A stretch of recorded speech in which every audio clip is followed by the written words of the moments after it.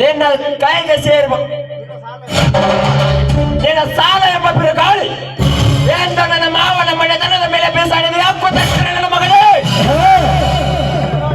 ಆ ನಿನ್ನ ಬಿರುಗಾಳಿಗೆ ನಾನು ಸುನಾಮಿ ಹಾಗೆ ಬಂದು ನಿನ್ನ ಸಾಮ್ರಾಜ್ಯವನ್ನು ಸರ್ವನಾಶ ಮಾಡಿದರೆ ನನ್ನ ಹೆಸರು ಸಿಂಹಾದ್ರಿ ವಂಶದ ಸಿಂಹದ ಮರಿ ನರಸಿಂಹನೇ ಅಲ್ಲ.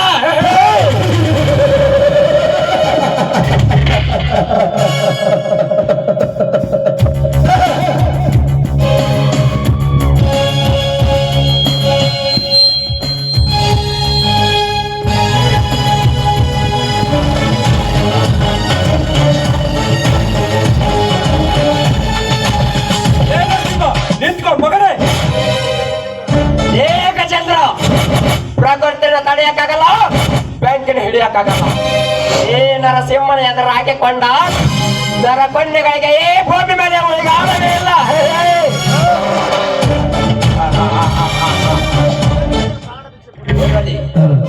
ನಿನಗೆ ಪ್ರಾಣ ಭಿಕ್ಷೆ ಕೊಡುತ್ತೀನಿ, ಸೋಮನೆ ಹೊರಟು ಹೋಗು.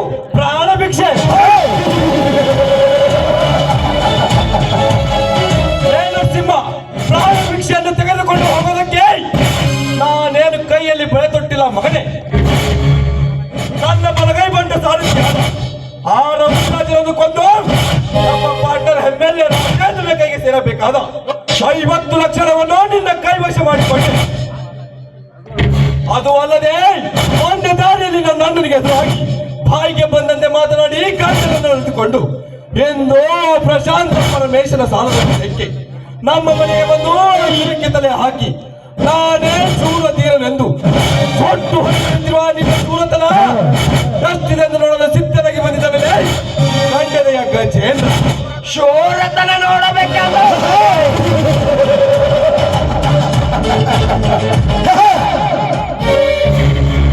ಏಕಚಂದ್ರ, ನನ್ನ ಶೂರತನ ನೋಡಬೇಕೆಂದು ಬಂದು ಎಷ್ಟೋ ನಿನ್ನಂತ ಗಂಡದ ಗಾಂಡಗಳು ಎಷ್ಟು ತಪ್ಪು ತತ್ತರಿಸವಾಗಿದ್ದರೆ ಈ ನರಸಿಂಹನ ಗರ್ಜನೆಗೆ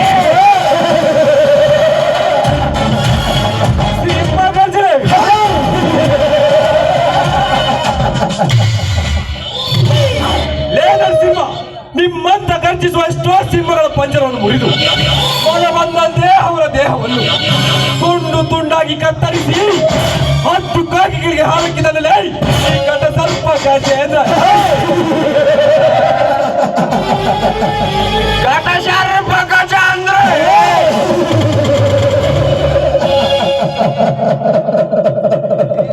ಏಕಚಂದ್ರ ಘಟ ಸರ್ಪ ಅಂತ ಗಾಹಸಿದರುವ ಆ ನಿನ್ನ ಕಟವನ್ನೇ ಉರುಳಿಸಿ ನಿಮ್ಮ ಅಣ್ಣನಿಗೂ ನಿನ್ನ ಡಟ್ಟು ಬಡಿ ಸಹಿತ ಸಿಗದೆ ಓಟಾಗಿ ಬಿಡ್ತೀನಿ ಅಚ್ಚಲ.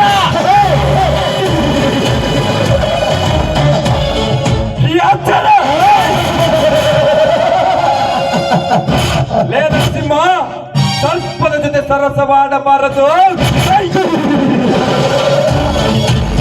ಬೆಂಕಿಯ ಜೊತೆ ಆಟವಾಡಬಾರದು. ಈ ಗಜೇಂದ್ರನಿಗೆ ಎದುರಾದ ಮಾನವ ಈ ದರೆಯ ಮೇಲೆ ಯಾರೋ ಇರಬಾರದು. ನನಗೆ ಹೆಚ್ಚಳ ಹೇಳುವ ಬಚ್ಚಾನು ನಮ್ಮನೆ ಸುಮ್ಮನೆ ನನ್ನ ಮಾತು ಕೇಳಿ ಬಂದ ದಾರಿಗೆ ಸುಂಕವಿಲ್ಲವೆಂದು ನಿನ್ನ ಊರಿಗೆ ನೀನು ಹೊರಟುವುದರೆ ನಿನ್ನ ಪ್ರಾಣವಾದರೂ ಉಳಿಯುತ್ತದೆ ಮಗನೇ. ಇಲ್ಲ, ಈ ಶ್ರೀಮಂತ ಸರದಾರನ ಕೈಯಲ್ಲಿ ನಿನ್ನ ದೇಹ ಮಣ್ಣಾಗಿ ಹೋಗುತ್ತದೆ. ಮಣ್ಣಾಗಿ ಹೋಗುತ್ತದೆ.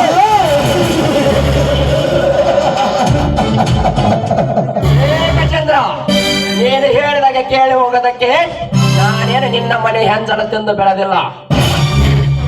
ಈ ನಾಡಿನ ರೈತ ಕೋಪಿಗೆ ಬೆವರು ಸುರಿಸಿ ಹೇಳಿ ದೇಶಕ್ಕೆ ಹಣ್ಣ ಹಾಕಿದನಲ್ಲ, ಆ ರೈತನ ಬ್ಯಾವರಿನ ಹಣ್ಣ ತಿಂದು ಬೆಳೆದಿದ್ದೇನೆ.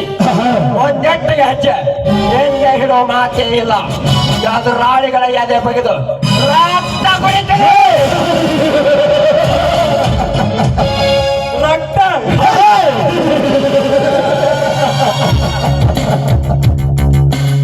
ನರಸಿಂಹ, ನೀನು ಮಾತಿಗೆ ಬಗ್ಗುವ ಮಗನಲ್ಲ. ನಿನ್ನ ಸೂರ್ತನ ಎಷ್ಟು ನೋಡಿಬಿಡ್ತೀನಿ. ಅಲ್ಲೇ ಬಾ. ಏಕಚಂದ್ರ, ಏಳಿ ಭೂಮಿ ಸುತ್ತುವ ಸೂರ್ಯನ ಹಿಡಿಯಕ್ಕೆ ತಡೆಯಕ್ಕೆ ಹೋಗಬಾರದು, ಉರಿ ಎತ್ತಿರುವ ಬೆಂಕಿನ ಇಳಿಲಿಕ್ಕೆ ಹೋಗಬಾರದ.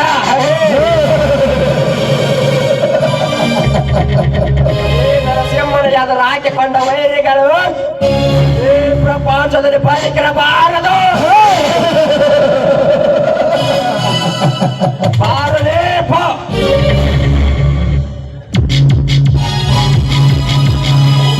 ನಿಲ್ಲಿಸು. ಏನು ನಿಮ್ಮಿಬ್ಬರ ಕಾದಾಟ? ಶ್ರೀಕಂಠ, ನೀನೇಕೆ ತಡೆದೆ ಅವನನ್ನು? ಅರಕ್ಷಣದಲ್ಲಿ ಶಿವನ ಪಾದಕ್ಕೆ ಸೇರಿಸಿ ಬಿಡುತ್ತಿದ್ದೆ. ಏಯ್, ನಮ್ಮ ಕಾದಾಟದಲ್ಲಿ ಅಡ್ಡ ಬಂದ ನೀನಲ್ಲೇ ಬಡಬಿಕಾರಿ ನನ್ನ ಮಗನೇ. ಗಜೇಂದ್ರ, ಮರ್ಯಾದೆ ಕೊಟ್ಟು ಮರ್ಯಾದೆ ತೆಗೆದುಕೋ. ಅವಿವೇಕಂತೆ ಮಾತನಾಡಿದ್ರೆ ಒಂದೋಗಿರಿಂದ ನಿನ್ನ ಅಲ್ಲಿನದವಡೆ ನುಚ್ಚಬೇಕಾಗುತ್ತದೆ. ಎತ್ತರ. ಅಲ್ಲಿನದವಳೆ. ಏಯ್, ನೀನು ಬರದಿದ್ದರೆ ಈ ನರಸಿಂಹನ ಪ್ರಾಣ ಪಕ್ಷಿ ಹಾರಿ ಹೋಗುತ್ತಿತ್ತು. ನೀನು ಬಂದೇ ಉಳಿಸಿದೆ. ಒಂದೊಂದು ದಿನ ಈ ಜಲ ಸಾಧಿಸದೆ ಬಿಡಲಾರ ಈ ಸೇಡಿನ ಸರ್ಪ ಗಜೇಂದ್ರ.